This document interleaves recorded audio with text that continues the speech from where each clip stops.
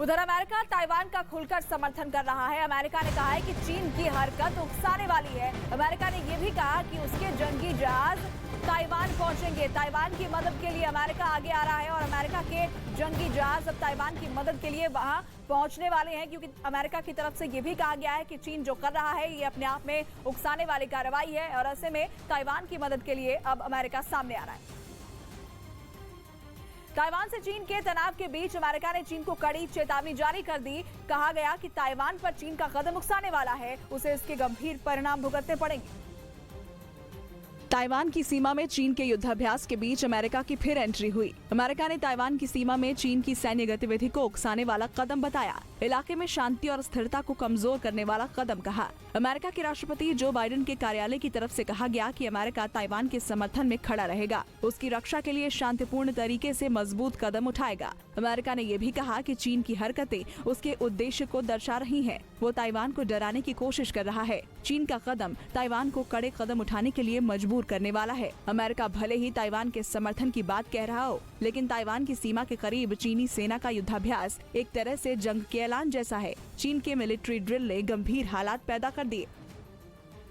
जंग में कई बार ऐसे मोड़ आते हैं जब लगता है कि दुश्मन को कोई हरा नहीं सकता है। चीन भी ताइवान के साथ कुछ ऐसी ही परिस्थितियां पैदा करने की कोशिश में लगा हुआ है। चीन ने चुपके चुपके एक ऐसा हथियार डेवलप कर लिया है जिसकी अमेरिका और रूस को भनक भी नहीं लगी है।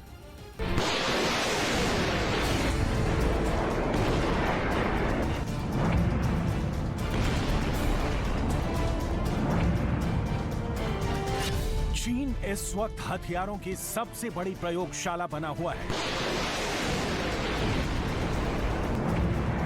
चीन एक से बढ़कर एक नए हथियार लॉन्च करने की तैयारी कर रहा है।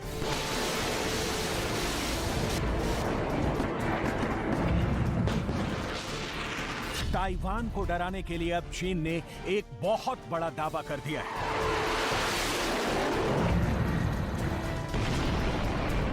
ऐसा दावा कि पूरी दुनिया चौंक गई है।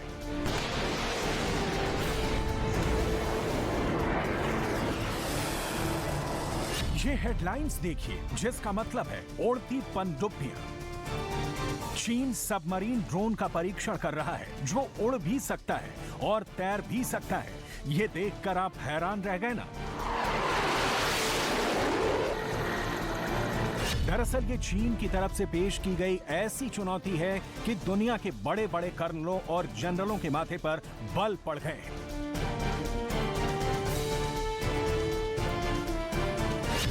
मतलब चीन एक ऐसा सबमरीन यानी पनडुब्बी बना रहा है जो पानी में तैरती भी है और फिर हवा में हवाई जहाज की तरह उड़ भी सकती है। एक ऐसा सबमरीन जिसके हवाई जहाज की तरफ पंख भी निकले हुए हैं और ये पंख तैरने में उसकी मदद करते हैं और उड़ने में भी। ये कल्पना से परे है।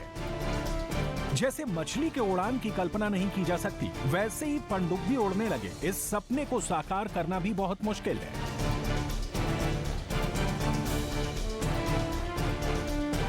जेम्स बॉन्ड की फिल्मों में बोट कार की कल्पना की गई थी जो पानी में बहुत स्पीड से तैर सकती है और फिर पानी से निकलकर सड़कों पर भी दौड़ने लगती है।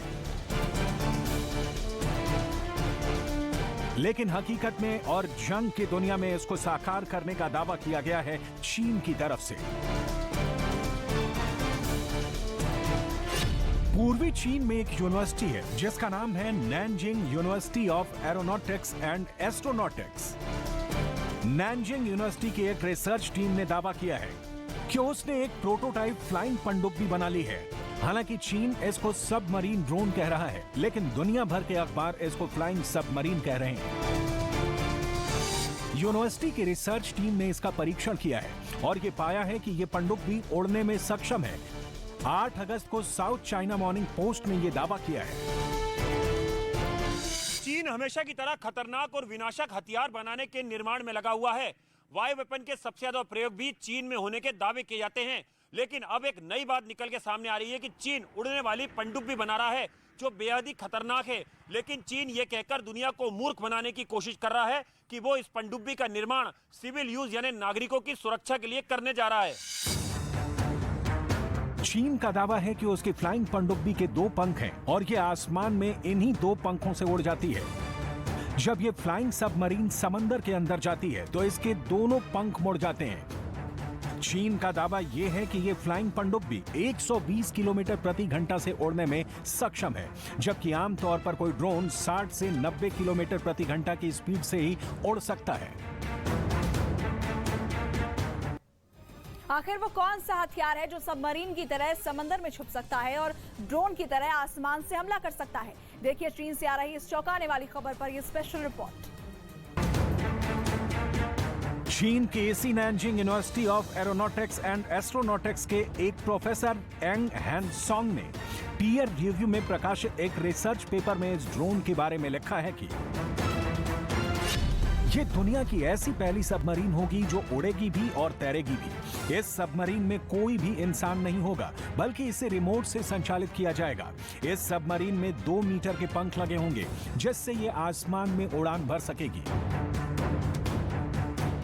फ्लाइंग सबमरीन एक ऐसा ख्वाब रही है जिसको पूरा करने की कई देशों ने कोशिश की है।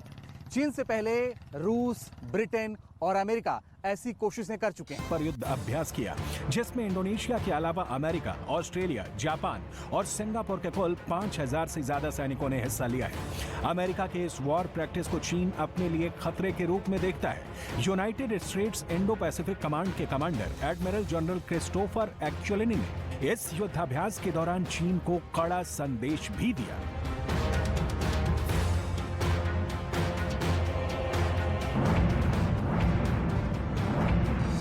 Destabilizing actions by the PRC as it applied to the threatening activities and actions against Taiwan is exactly what we are trying to avoid.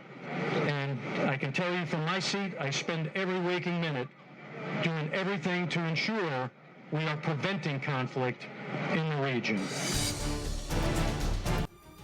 Taiwan के खिलाफ चीन ने अपनी सैन्य गतिविधि तेज कर दी है। ताइवान के रक्षा मंत्रालय ने दावा किया कि चीन के 13 फाइटर जेट ने ताइवान स्ट्रेट की मध्य रेखा को पार किया है। चीन के मिलिट्री ड्रिल को देखते हुए ताइवान ने अपने मिसाइल डिफेंस सिस्टम को एक्टिव कर दिया है। ये बड़ी खबर आपको बता रहे हैं। चीन ताइवान तनाव से जुड़ी हुई, एक तरफ चीन ने अपना युद्धाभ्यास तेज कर दिया है और 13 फाइटर जेट्स जो चीन के हैं उन्होंने ताइवान की सीमा को पार किया है। इसके बाद जब ताइवान स्ट्रेट की मध्य रेखा को चीन के इन विमानों ने पार किया तो ताइवान ने अपने डिफेंस सिस्टम को एक्टिव कर दिया। चीन और ताइवान के बीच तनाव बढ़ने से सिर पर युद्ध का खतरा मंडराता दिखा। वजह है चीन के 14 फाइटर जेट ताइवान जलडमरू मध्य में घुस आए हैं। चीन के जंगी जहाज ने ताइवान को अपनी ताकत दिखाने की कोशिश की, जिससे दो देशों के बीच युद्ध का खतरा बढ़ता दिखा। ताइवान के रक्षा मंत्रालय ने दावा किया कि चीन लगातार अपनी सैन्य गतिविधियों को बढ़ा रहा है। दावा किया गया कि चीन के 13 फाइटर जेट ताइवान स्ट्रेट यानी ताइवान जलडमरू मध्य में घुस आए और मध्य रेखा को पार कर लिया। ताइवान ने आरोप लगाया कि चीन लगातार ताइवान की सीमा के पास अपनी सैन्य गतिविधि को बढ़ा रहा है। ताइवान ने यह भी आरोप लगाया कि युद्धाभ्यास के जरिए चीन डराने की कोशिश कर रहा है। चीन पिछले 1 सप्ताह से ताइवान की सीमा के पास मिलिट्री ड्रिल कर रहा है। ताइवान के रक्षा मंत्रालय ने दावा किया कि उसकी सीमा के पास चीन के 14 युद्धपोत और 66 फाइटर जेट की पहचान की। हालांकि चीन की हरकत का जवाब देने के लिए ताइवान भी पूरी तैयारी में जुट गया। चीन के सैन्य हमलों का जवाब देने के लिए ताइवान ने अपने मिसाइल डिफेंस सिस्टम को एक्टिव कर दिया। चीन की साजिश को नाकाम करने के लिए अमेरिका ने नया प्लान तैयार किया है ताकि चीन की साजिश से ताइवान को बचाया जा सके और ताइवान की क्षेत्रीय सुरक्षा सुनिश्चित की जा सके। अमेरिका ने ताइवान के आसपास जाल तो बहुत अच्छा बिछाया है, लेकिन सवाल यह है कि क्या ये चीन की फ्लाइंग पनडुब्बी की ताकत का तोड़ है। दरअसल पनडुब्बी एक ऐसा हथियार है जो दुश्मन को चौंकाने की क्षमता रखता है। किसी भी ऐसे शहर को जीतने के लिए जो समंदर के तट पर है, पनडुब्बी एक रामबाण हथियार है। एकदम अछूत जो चुपके से समंदर के नीचे छुपकर बहुत जबरदस्त नुकसान पहुंचा सकती है। लेकिन जब कोई पनडुब्बी उड़ने लगे तो इसका मतलब बिल्कुल साफ है कि वो किसी लड़ाकू विमान की तरह काम कर सकती है, जो छुपकर पहले समुद्र के रास्ते किसी शहर तक पहुंचे और फिर उड़कर उस शहर पर कॉम्बैक्ट बॉम्बिंग कर दे। अगर चीन ने अपने दावे के मुताबिक इस पनडुब्बी का निर्माण कर लिया तो ये पूरी दुनिया के लिए एक बहुत बड़े खतरे की घंटी होगी। चीन अपने खास दुश्मनों के खिलाफ इस खतरनाक हथियार का प्रयोग कर सकता है, लेकिन अभी इस फ्लाइंग पनडुब्बी के टेस्ट में कई दिक्कतें भी आ रही हैं, जिसके बारे में चीन की Nanjing university of aeronautics and astronautics ने भी दावा किया है। चीन के शोधकर्ताओं की टीम का कहना है कि इस तरह की पनडुब्बियों में सबसे बड़ी चुनौती टेक ऑफ के दौरान आती है, क्योंकि सतह की लहरों पर फ्लाइंग पनडुब्बी को ले जाना और फिर उसे पानी के अंदर ले जाकर पानी के बाहर निकालना कभी भी इतना आसान नहीं है। आमतौर पर पनडुब्बी के नीचे एक एयर बैग लगाया जाता है, जिसकी वजह से पनडुब्बी का बैलेंस समंदर में बनाया जाता है, लेकिन किसी एयरक्राफ्ट में इस एयर बैग को लगाया नहीं जा सकता। मुश्किलें हैं, लेकिन चीन तो ताइवान को डराने के लिए यह दावा कर रहा है कि वो एक नहीं कई उड़ने वाली पनडुब्बियों का विकास कर रहा है, जिन्हें चीन ट्रांसमीडिया वेसल भी कहा जा रहा है। पनडुब्बी वैसे भी एक बेहद खतरनाक हथियार है, जिसका सबसे जबरदस्त इस्तेमाल सबसे पहले जर्मनी ने पहले और दूसरे विश्व युद्ध में किया था। जर्मनी के बेहद शातिर दिमाग तानाशाह एडोल्फ हिटलर ने पनडुब्बी का इस्तेमाल कई युद्धों में किया था। हिटलर ने अपनी इन पनडुब्बियों को यू बोट्स कहा था, जो दुश्मन पर ऐसा वार करती थीं कि दुश्मन चौंक जाता था। लेकिन आखिर में हिटलर की बहुत जबरदस्त हार हुई और जर्मनी को अपनी 154 यू बोट्स को सरेंडर करना पड़ा, जिन्होंने पूरी दुनिया के समंदरों में आतंक मचा रखा था। चीन कोई ऐसा पहला देश नहीं है जो फ्लाइंग पनडुब्बी बनाने पर काम कर रहा है। इससे पहले भी एक पनडुब्बी पर अमेरिका ने काम करने की कोशिश की थी, जो हवा में उड़कर दुश्मन को चौंका सकती थी। शुरू करवाते हैं, लेकिन कोई भी नया हथियार कभी किसी तानाशाह को अजेय नहीं बना सकता है।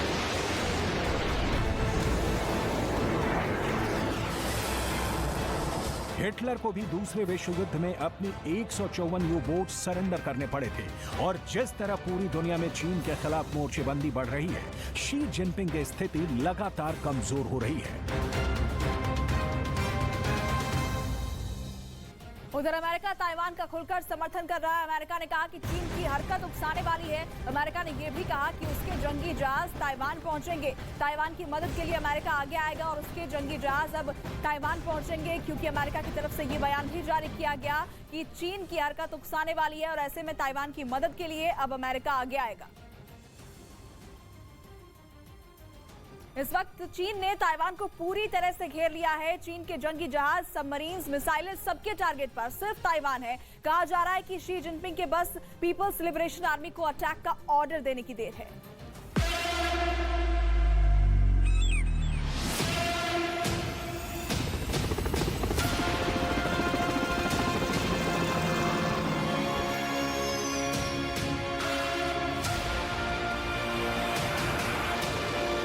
लड़ाकू विमानों का काफिला,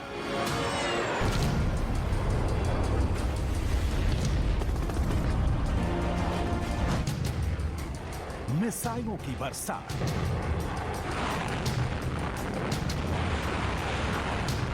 सबमरीन से हमला,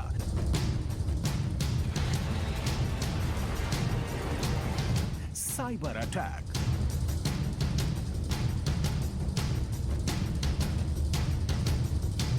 चीन ने ताइवान को चारों ओर से घेर लिया है।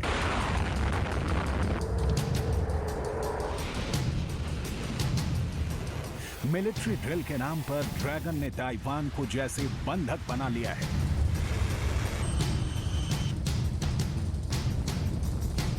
चीन ने ताइवान सीमा के पास दाखिल होने वाले रास्तों को कब्जे में ले रखा है।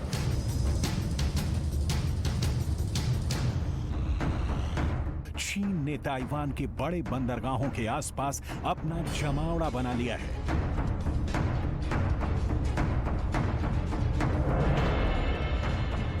किलेबंदी के जरिए चीन की सेना ताइवान के 3 बड़े सैन्य ठिकानों पर आसानी से हमला बोल सकती है।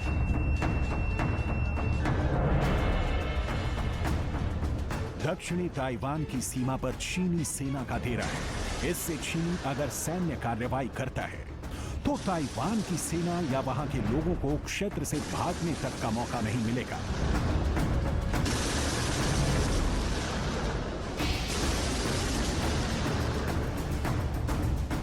चीन की सेना ने ताइवान से लगती समुद्री सीमा पर युद्धाभ्यास किया है। इससे ताइवान की अर्थव्यवस्था के लिए अहम आयात निर्यात पर बुरा असर पड़ रहा है।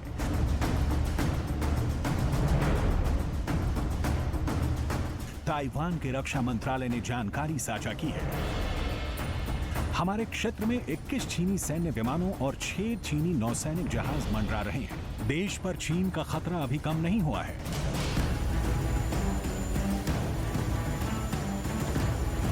चीन ने ताइवान के निकट करीब 1 सप्ताह तक चले सैन्य अभ्यास के बाद एक बार फिर ताइवान पर हमले की धमकी दी है।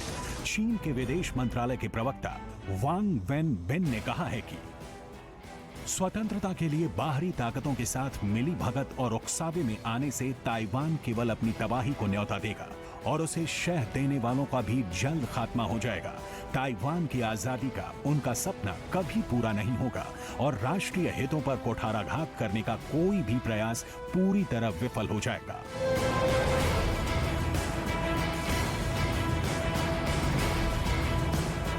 शी जिनपिंग का ये डबल गेम है, जो बाइडेन के साथ फोन पर शांति के वादे और दूसरी ओर ताइवान स्ट्रेट में अपने जंगी जहाजों से जबरदस्त गोलीबारी का प्रदर्शन।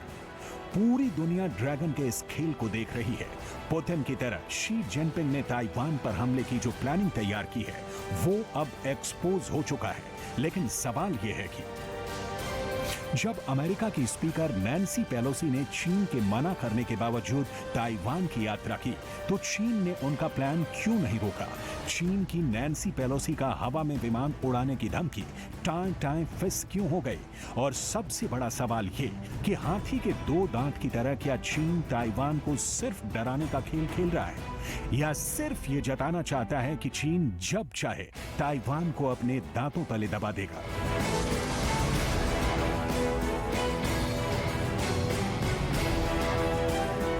इन सवालों का जवाब तलाशने के लिए हमने दुनिया के कई एक्सपर्ट की राय जानने की कोशिश की। इंटरनेट पर साझा हमने ताइवान और चीन के बीच के रिश्ते के कहानी को समझने के लिए पूरी रिसर्च की और जो परिणाम सामने आया वो चौंकाने वाला निकला।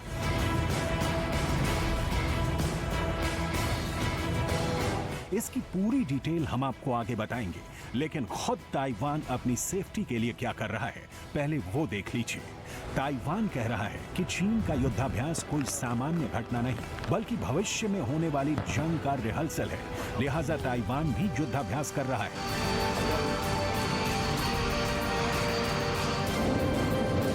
ताइवान की राजधानी ताइपेई में लोगों को युद्ध की सूरत में बचने की ट्रेनिंग दी जा रही है।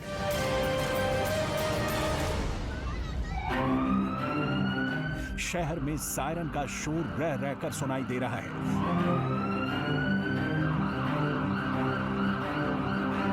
छोटा सा देश जैसे सैनिक छावनी में तब्दील किया जा रहा है।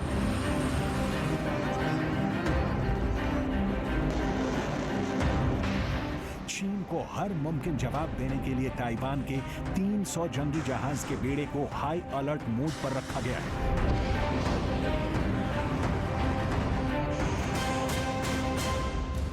चीन के समंदर किनारे के इलाकों को ताइवान सबसे पहले टारगेट करने का प्लान बना चुका है, लेकिन सबसे अहम सवाल ये कि चीन के हमले की सूरत में ताइवान उसके सामने कितने घंटे, कितने दिन तक टिक सकेगा। इसे समझने के लिए आपको यूक्रेन पर पुतिन के अटैक की कहानी जाननी होगी, जिसे लेकर दुनिया भर के एक्सपर्ट्स ने ये कहा था कि पुतिन के सामने ज़ेलेंस्की की सेना 72 घंटे में सिमट जाएगी। कीव पर कब्जा तो पुतिन के बाएं हाथ का खेल है, लेकिन ये खेल 5 महीनों से ज्यादा से चल रहा है और अब तो आलम यह है कि यूक्रेन क्राइमिया तट में रूसी विमानों का विध्वंस कर रहा है।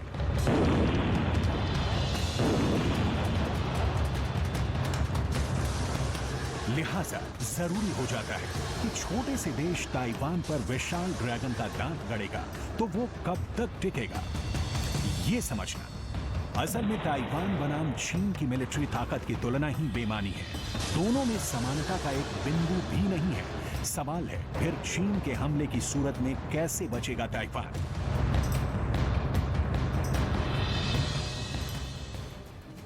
ताइवान चीन जंग शुरू हो जाएगी, लेकिन ये जंग क्या इतनी आसान है? क्या इस हालात में जब अमेरिका का 7वां बेड़ा चीन का चक्कर लगा रहा है, चीन ताइवान पर हमला करेगा?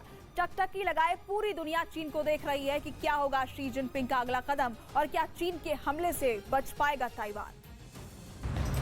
और क्या ताइवान चीन के खिलाफ अकेले नहीं लड़ सकता? सवाल है कि ताइवान के साथ कौन खड़ा है? क्या अमेरिका और उसके सहयोगी ताइवान के साथ खड़े होंगे?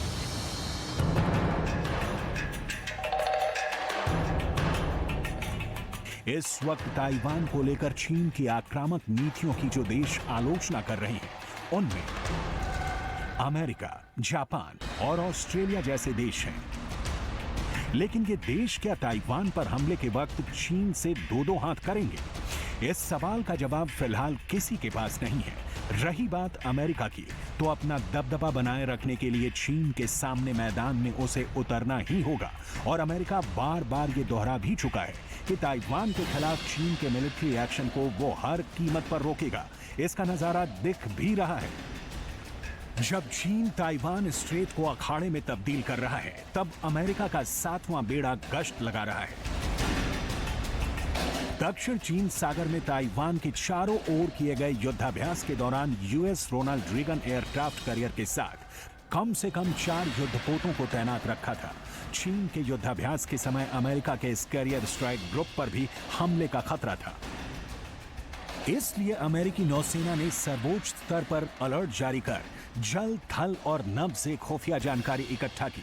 अमेरिकी युद्धपोत पिछले एक हफ्ते से ताइवान के पूर्व में फिलीपींस सागर के आसपास बने हुए हैं। कहा यह जा रहा है कि चीन के इस महासैन्य अभ्यास ने अमेरिका को बैठे बैठाए फायदा पहुंचा दिया। इस अभ्यास से अमेरिका और उसके सहयोगियों ने कई महत्वपूर्ण खुफिया जानकारी इकट्ठा की है। इस अभ्यास में अमेरिका को उन मिसाइलों की जांच करने का मौका दिया है जिनका इस्तेमाल चीन की सेना भविष्य में किसी भी देश पर आक्रमण के दौरान करने वाली है। अमेरिका के 2 सैन्य अधिकारियों ने स्वीकार किया है कि उन्होंने ताइवान के नजदीक चीन के युद्धाभ्यास का डेटा इकट्ठा किया है। उन्होंने बताया कि इस तरह के युद्धाभ्यास दुश्मन की गहन खुफिया जानकारी जुटाने में काफी मदद करते हैं।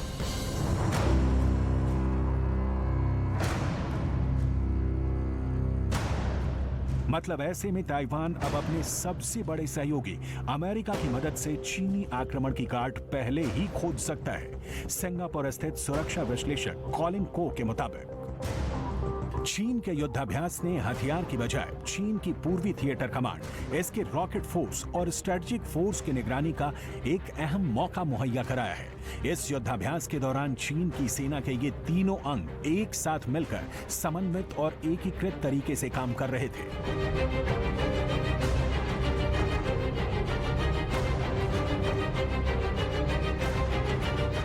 लेकिन अमेरिका सौदागर है। सहायता, सहयोग और मित्रता से पहले वो अपने फायदे का हिसाब लगाता है। ताइवान अगर उसके इस कैलकुलेशन पर खरा उतर रहा होगा, तभी शायद अमेरिका ताइवान की मदद करे। रूस यूक्रेन मामले में अमेरिका ने धमकाया, आंखें भी दिखाई और एक हद तक गिड़गिड़ाया भी, लेकिन रूस इसके बावजूद आगे बढ़ता गया।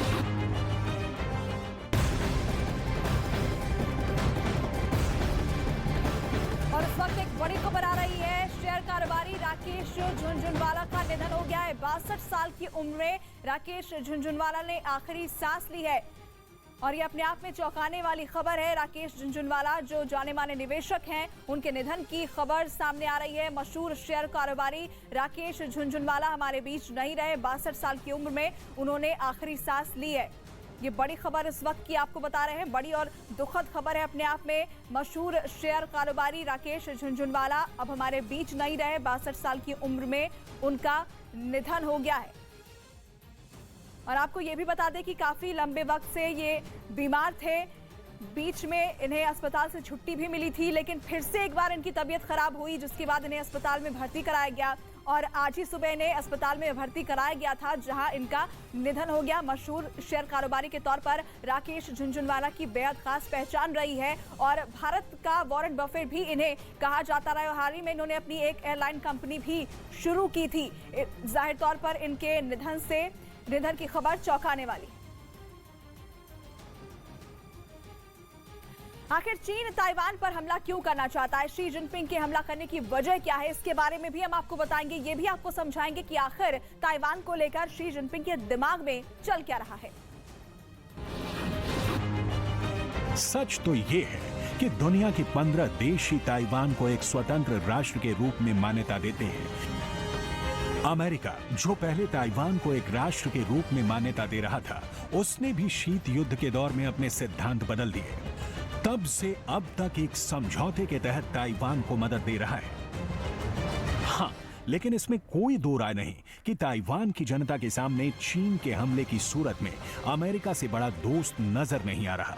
अमेरिका ताइवान पर हमले के वक्त क्या करेगा, इस सवाल को यहीं विराम देते हैं, क्योंकि इससे भी बड़ा सवाल है शी जिनपिंग के ताइवान अटैक का प्लान, क्योंकि इस मास्टर प्लान में ही छिपा है चीन का भविष्य और ताइवान पर हमले से चीन को होने वाले नफा नुकसान का खेल।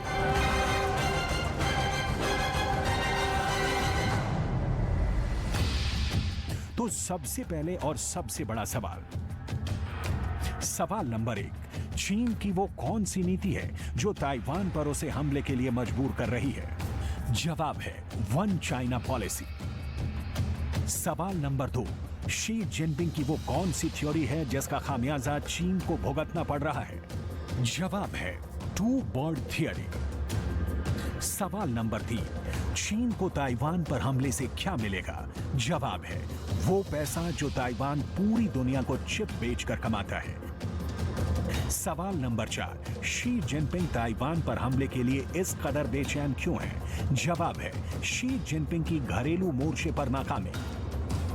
सवाल नंबर 5, चीन इस वक्त क्या इस हालत में है कि वो ताइवान पर हमला कर पूरी दुनिया की आलोचना झेल सके? जवाब है नहीं। सवाल नंबर 6, शी जिनपिंग को ताइवान पर हमले से व्यक्तिगत रूप से क्या हासिल होगा? जवाब है चीन में सुपर पावरफुल नेता का तमगा। सवाल नंबर 7, चीन ताइवान पर अमेरिका से भी टकराने के लिए क्यों तैयार है? जवाब है दुनिया पर दादागिरी की शी जिनपिंग की हसरत। सवाल नंबर 8, ताइवान को लेकर क्या शी जिनपिंग ने पीपल्स लिबरेशन आर्मी को हमले का ऑर्डर दे दिया है? जवाब है नहीं। सवाल नंबर 9, क्या चीन अभी सिर्फ डरा रहा है, ताइवान पर हमला नहीं करने वाला है? जवाब है दुनिया भर के एक्सपर्ट्स की राय अलग अलग है। सवाल नंबर 10, क्या शी जिनपिंग चीन की जनता का ध्यान भटकाने के लिए ताइवान अटैक की प्लानिंग कर रहे हैं? जवाब है हाँ।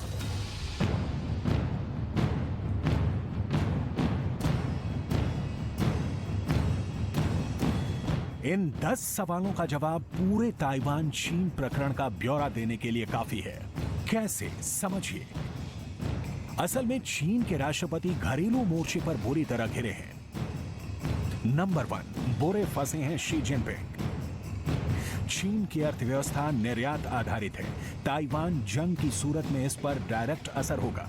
तो चीन की इकॉनमी, जिसकी घरेलू मांग लगातार गिर रही है, जंग की सूरत में इसका और गिरना तय है। नंबर 2, बुरे फंसे हैं शी जिनपिंग। चीन ताइवान पर अटैक करता है तो इसके बदले में ताइवान के निशाने पर होंगे चीन के बड़े बंदरगाह शंघाई, शेनझेन, निंगबो, गुआंझू। चीन का दुनिया के व्यापार में बड़ी हिस्सेदारी इन्हीं बड़े बंदरगाहों के कारण है और ताइवान जंग की हालत में इन बंदरगाहों को कतई बख्शने वाला नहीं है। जाहिर है चीन को बड़ा झटका लग सकता है और शी जिनपिंग के लिए गिरती अर्थव्यवस्था के बीच इसे संभालना बड़ी मुश्किल होगी। नंबर 3, बुरे फंसे हैं शी जिनपिंग। शी जिनपिंग के सामने चुनौती है कि इसी साल चीन की कम्युनिस्ट पार्टी की बैठक होनी है और शी जिनपिंग तीसरी बार राष्ट्रपति बनने की चाहत रखते हैं। ऐसे में कुछ बड़ा नहीं किया तो किस मुंह से पार्टी बैठक में तीसरी बार चुने जाने की दावेदारी करेंगे?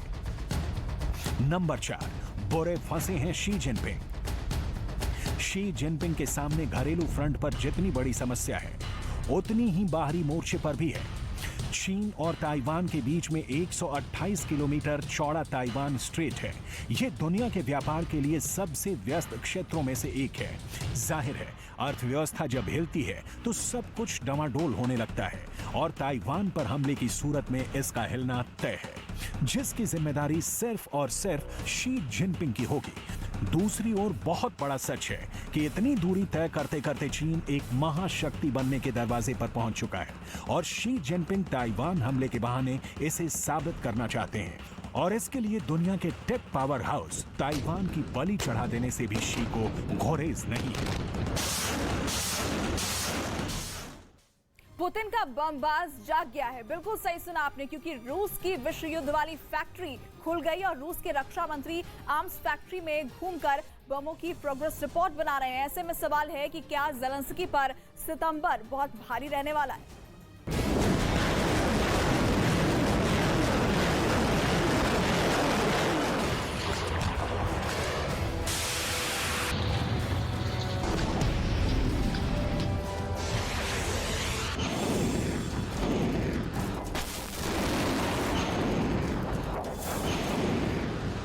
क्या यूक्रेन युद्ध अभी ऐसे ही अगले 6 महीने चलने वाला है?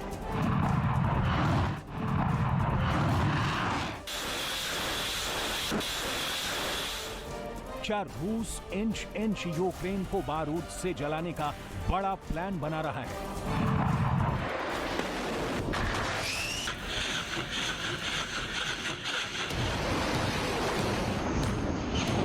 क्या पुतिन ने यूक्रेन में लंबे युद्ध की तैयारी कर रखी है?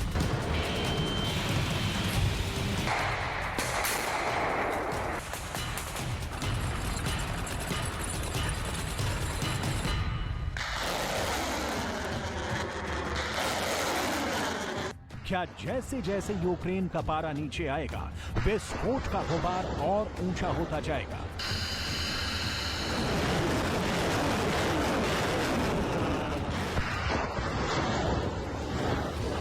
क्या 0 से भी कम तापमान यानी कड़ी सर्दी में पुतिन ज़ेलेंस्की और उसकी सेना के पसीने छुड़ाने का बारूदी प्लान बना लिए हैं?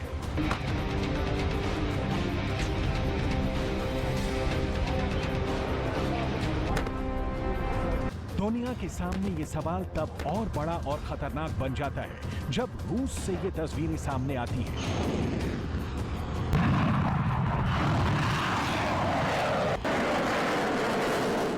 रूस के रक्षा मंत्री सर्गेई शोइगु घूम घूम कर हथियार फैक्ट्री का जायजा ले रहे हैं।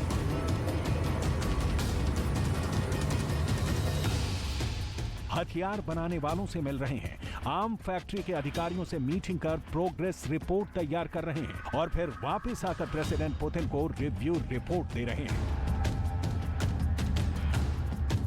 यूक्रेन युद्ध और सर्गेई शोइगु के दौरे के बीच पुतिन की अगुवाई में रूस की सिक्योरिटी काउंसिल की मीटिंग और उस मीटिंग में पुतिन का सर्गेई शोइगु का नाम लेना बहुत बड़ा इशारा करता है। Сегодня в повестке дня вопросы обеспечения безопасности в прямом смысле этого слова на военном направлении. Докладчик министра обороны Российской Федерации Сергей Кожугетович Шойгу. आखिर इन तस्वीरों का मतलब क्या है? क्योंकि ये तस्वीरें ज़ेलेंस्की के लिए एक बड़ा झटका है।